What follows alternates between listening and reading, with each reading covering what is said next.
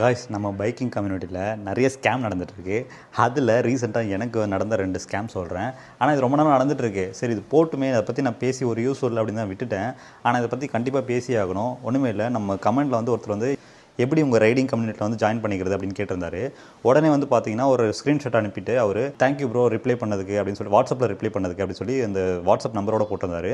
அந்த வாட்ஸ்அப்பில் பார்த்தீங்கன்னா வேற ஒருத்தருடைய நம்பரு ப்ளஸ் கீழே வந்து பிளாக் பைக்கர் அப்படின்றது. ஸோ அவர் என்ன நினச்சிட்டாரு, அது நான் தான் நினச்சிட்டாரு. உடனே நான் வந்து அந்த நம்பருக்கு காண்டாக்ட் பண்ணி பேசும்போது அவங்க வந்து வேறு ஏதோ ஒரு பைக்கிங் கம்யூனிட்டி வச்சுருக்காங்க. ஸோ அதில் வந்து பார்த்திங்கன்னா நான் அவர்கிட்ட கேட்கும்போது, ப்ரோ நாங்கள் வந்து இப்படி தான் ஒரு 3-4 பேர் இருக்கோம். ஸோ யாரெல்லாம் வந்து பைக்கிங்கில் இன்ட்ரெஸ்ட்டாக இருக்காங்களோ அவங்கள வந்து நாங்கள் டார்கெட் பண்ணி எங்கள் டீமுக்கு கூப்பிட்டு வருவோம் அப்படின்னு சொல்லி கேட்டிருக்காங்க. ஸோ அது அப்படி இப்படின்னு சொன்னார்.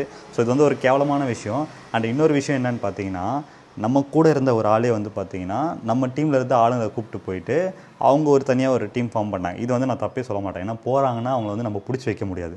ஆனால் அதில் வந்து இன்னும் மெயினான கான்செப்ட் என்னன்னு சொல்கிறாங்கன்னு பார்த்தீங்கன்னா, எங்ககிட்ட ஃபீமேல் ரைடர்ஸ் நிறைய பேர் இருக்காங்க, அதனால் ஜாயின் பண்ணிக்கோங்க. ஸோ இப்படி சொல்கிறது வந்து ஒரு கேவலமான விஷயம் அப்படின்னு தான் சொல்லுவேன்.